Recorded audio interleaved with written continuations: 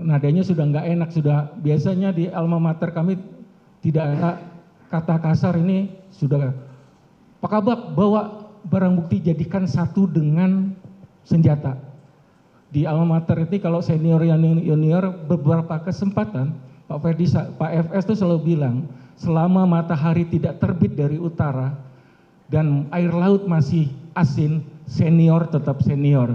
Jadi kemarin ngomongnya ngegas Pak, sudah dalam hati saya, ya kalau jenderal udah bisa ngegas senior ya inilah yang saya alami, saya bilang. Akhirnya saya antar juga, saya serahkan ke Agus Patria setelah kami mengantar jenazah ke kargo bandara. Oke, kemudian? Kami ngantar ke kargo bandara, kemudian kami menyerahkan barang bukti ke Paminal. Demikian Majelis Hakim. Itu saja? Iya betul. Selanjutnya saudara ikut memeriksa kejadian di Paminal, saudara ikut? Siap tidak Pak? Tidak? Siap. Apalagi yang saudara ketahui? Saya hari Senin setelah apel kami dipanggil untuk mendampingi Pak Karo Paminal ke Jambi. Oh, saudara ikut ke itu seperti yang saudara terangkan. Selebihnya ada lagi yang saudara ketahui? Mulai saat itu saya tidak dipanggil lagi sama FS, mungkin kesel sama saya.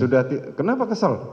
Ya kami melaksanakan perintah karena saya bilang walaupun saya kombes butut, saya senior Pak FS itu. Iya, kenapa kesel dengan saudara? Ya kesel, kalau merintahkan biasanya halus, Bang tolong Bang bantu.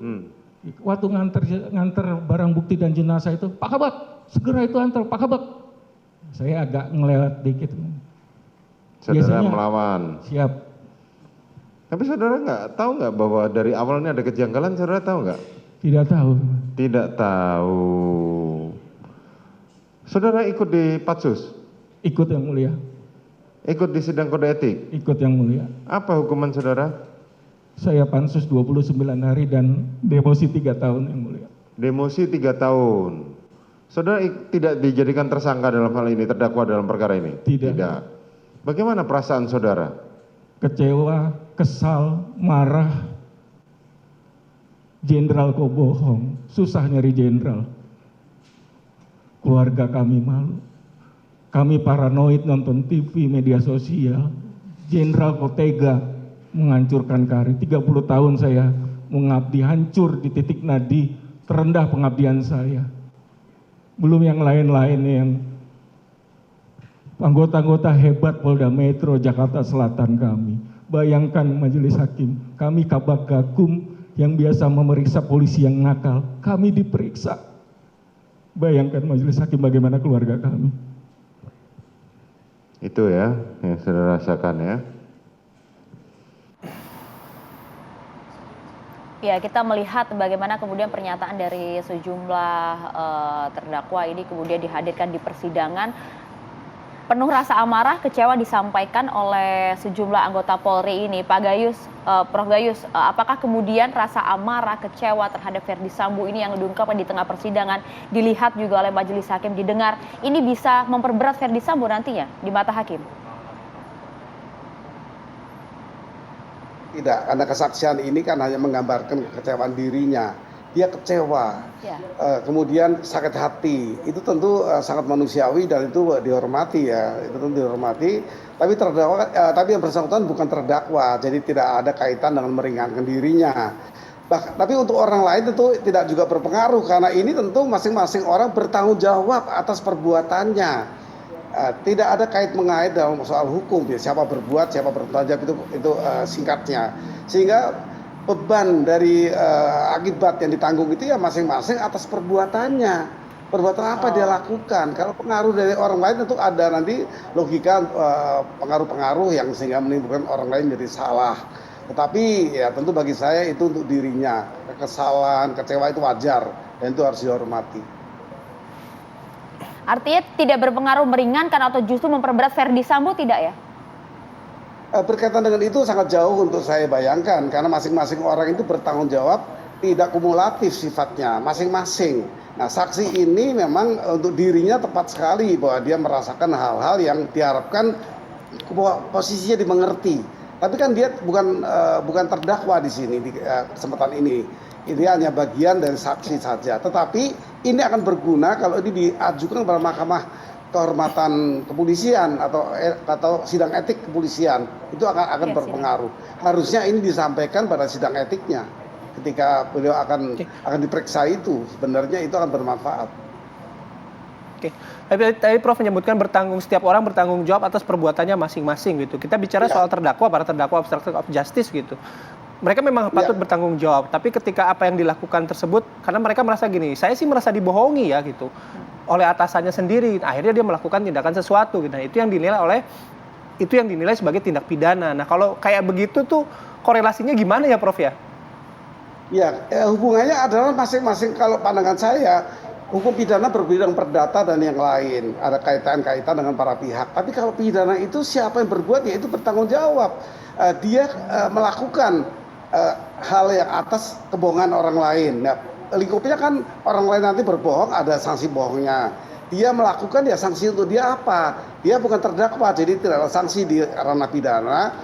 Apa yang disaksikan tadi tepatnya di sidang etik sebenarnya, agar dia dikurangi atau dipahami oleh hakim etik bahwa dia hanya karena pengaruh. Itu pemahaman saya untuk hukum pidana. Hukum pidana itu konsepnya siapa berbuat, siapa bertanggung jawab. Tidak kumulatif. Berbahaya kalau konsep kumulatif dikenakan, maka akan ada bemper-bemper nanti. Akan ada orang pasang badan mengakui salah orang yang tidak boleh di sana. Sehingga orang dilepaskan karena dia berpasang badan. Kalaupun misal dengan konsep yang tadi dalam hukum pidana seperti yang Prof sampaikan, para terdakwa ini meskipun merasa dibohongi gitu, apa hal yang mungkin menjadi pertimbangan hakim bahwa vonisnya ini akan menjadi lebih ringan gitu daripada tuntutannya, karena kan kalau pemahamannya awam begitu ya, karena mereka ya memang disuruh sama atasannya gitu, diskenariokan oleh atasannya gitu. Iya, tetapi tetap dia harus melakukan dengan penyaringan dalam proses suruh atau memerintah, itu wajib ditolak menurut ini peraturan Kapolri. Kalau dia bertentangan dengan norma hukum, norma kepatutan, norma-norma lainnya, termasuk norma agama dan perilaku, itu semua ada. Sehingga kalau diperintah, ada kewajiban menolak. Apalagi pangkatnya cukup tinggi, itu kalau dikaitkan dengan orang lain. Tetapi dia sebatas apa yang dilakukan, itu pertanggungjawabannya menurut hukum pidana. Berbeda dengan perdata yang berkaitan dengan pihak lainnya. Ini masing-masing bertanggung jawab atas apa yang dilanggar. Bahwa ada kebohongan lain, itu nanti ada aturan lain, ya tidak bisa dikumulasi. Oh, dia tidak bersalah atau bersalah karena perintah sendiri ada ukurannya saya sebut tadi. Ya, Prof Gayus, mungkin begini Prof Gayus juga melihat jalannya persidangan dari hari demi hari, berbagai fakta kemudian dihadirkan di persidangan. Melihat itu Prof, apakah kemudian nanti ini memang bisa menguatkan hakim untuk melihat bahwa ada pasal mengenai pembunuhan berencana yang dilakukan oleh sejumlah terdakwa, termasuk juga Ferdy Sambo 340 di sana, cukup kuatkah atau mungkin hanya akan berputar di sana-sana saja, melihat juga konsistensi dari Ferdy Sambo yang menyatakan dirinya melakukan ini karena memang adanya pelecehan, dugaan pelecehan terhadap istrinya. Ya, tadi kalau kita menganalisis perbuatan ya, dan nanti kita menganalisis yuridis, analisa perbuatan ini kan akan bermanfaat bagi yang bersangkutan kalau ini dinarasikan ada sesuatu yang membuat dia spontan untuk melakukan pembunuhan. Ini kira-kira yang diharapkan, tidak berencana. Tetapi sudah saya sering kemukakan, perencanaan itu tidak harus bermotif seperti itu. Perencanaan bisa diwujudkan dalam berbagai hal yang lain, misalnya persiapan-persiapan, mempersiapkan untuk sebuah pembunuhan itu berencana. Nah, persiapannya apa? Persiapannya tentu kalau tadi bukan persiapan membunuh, persiapan melindungi diri, tadi mengatakan hal-hal yang menyangkut kebohongan-kebohongan, tembak-menembak dan sebagainya, itu kan bukan kaitannya dengan itu kaitannya untuk melepaskan. Nah, tapi yang bersangkutan dengan keterangannya sudah melalui pemeriksaan di awal, di BAP, menjadi dakwaan. Nah, dakwaan itulah yang diperhatikan. Apakah ada di dakwaan itu hal-hal yang nanti menjadi kebohongan, sehingga hakim menilai dari situ. Berbeda dengan Jesse atau justice kolaborator, dia tidak hanya melihat dan menceritakan, mendengar, mengalami sendiri, tetapi ada hal sangat detail. Misalnya, bagaimana keadaan situasi kepolisian, karena dia juga anggota polisi. Di sana apa yang terjadi, ada tradisi apa yang buruk, sehingga ada perbaikan di kepolisian. Nah, ini Jesse, justice kolaborator memiliki peran untuk ada kemanfaatan bagi persidangan.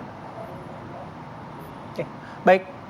Baik Prof, terima kasih atas waktu dan juga informasinya pagi hari ini. Selamat beraktivitas kembali Prof. Salam sehat Prof. selalu Prof. Terima kasih banyak. Ya, Selamat terima pagi. kasih sama-sama ya Mas Bayu dan Mbak Maria. Selamat pagi. Ya.